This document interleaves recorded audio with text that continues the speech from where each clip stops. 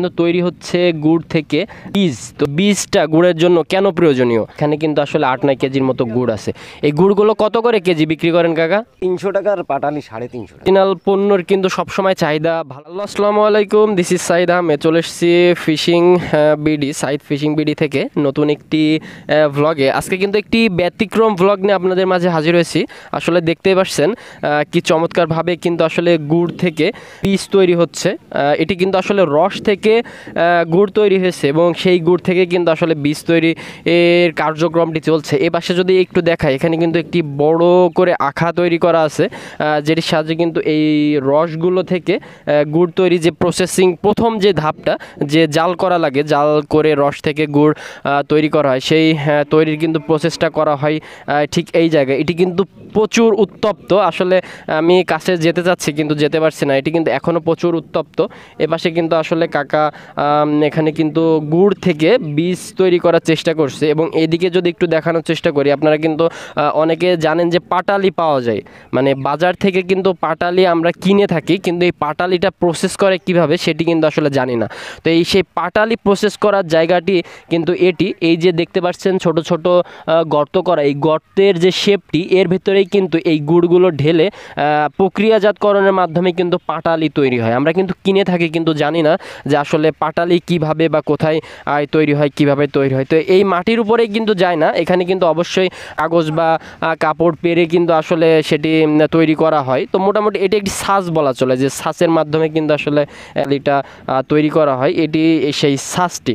তো মোটামুটি কিন্তু এখানে দেখতে পাচ্ছেন আরও বিশাল গুড় কিন্তু আসছে, খুব সুন্দর দেখতে কিন্তু গুড়। জায়গা পরিসরে কিন্তু গুড়গুলো মনে হচ্ছে যে 2-3 কেজি হবে, কিন্তু আসলে এখানে আনুমানিক যদি বলা হয় তাহলে কিন্তু 8-9 কেজি গুড় এখানে আছে। কিন্তু আসলে গুড় সম্পর্কে জানেন তারা কিন্তু বুঝতে পারবেন খুবই সহজেই যে এখানে কিন্তু আসলে 8-9 কেজির মতো গুড় আছে। এই গুড়গুলো কত করে কেজি বিক্রি করেন কাকা? গুড় 300 টাকার পাটালি 350 টাকা।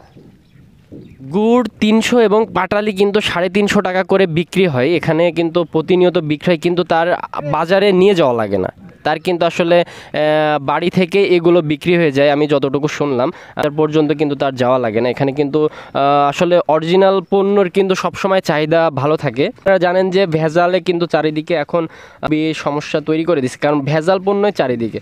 তো এরকম যদি একদম ফ্রেশ গুড় পাওয়া যায় সেক্ষেত্রে কিন্তু আসলে মানুষের চাহিদা থাকবে, এটি কিন্তু স্বাভাবিক। এখানে কিন্তু তৈরি হচ্ছে গুড় থেকে বীজ। তো এই বীজ না হলে কিন্তু আসলে গুড়ের যে পূর্ণতা, সেই পূর্ণতা কিন্তু পায় না। তারপরেও একটু চেষ্টা করব জানানো যে বীজটা গুড়ের জন্য কেন প্রয়োজনীয়। কাকা, এই বীজটা তৈরি করা গুড়ের জন্য কেন প্রয়োজনীয়?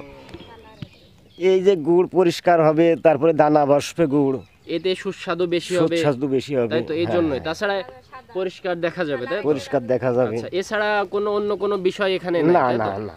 আচ্ছা, তো সুপ্রিয় দর্শক, আসলে এই বীজ তৈরি করার উদ্দেশ্য হচ্ছে গুড়টি যে একটি সুন্দর কালার আসবে, দানা দানা যে গুড়টি থাকবে, সেটি মূলত এই বীজ করার উদ্দেশ্য। এছাড়া কিন্তু আসলে অন্য কোনো উদ্দেশ্য নাই। আপনি কিন্তু এই যে এরকম ঝোল গুড়ও কিন্তু বাজারে পাবেন, কিন্তু বীজ গুড়ের সবসময় চাহিদা বেশি হয়। তো মোটামুটি কিন্তু আজকে দেখালাম গুড় তৈরির বা গুড় তৈরির প্রসেসিংটা। পরবর্তী ভিডিওতে অবশ্যই গাছ থেকে রস এনে কীভাবে প্রক্রিয়াজাতকরণের মাধ্যমে গুড় তৈরি করে সেটিও দেখানোর চেষ্টা করব। তো সবাই ভালো থাকবেন, সুস্থ থাকবেন, আমার এই ব্লগের সাথেই থাকবেন। ভালো লাগলে অবশ্যই লাইক কমেন্ট শেয়ার করবেন। আজকে এই পর্যন্ত এখানেই বিদায় নিচ্ছি। আসসালামু আলাইকুম।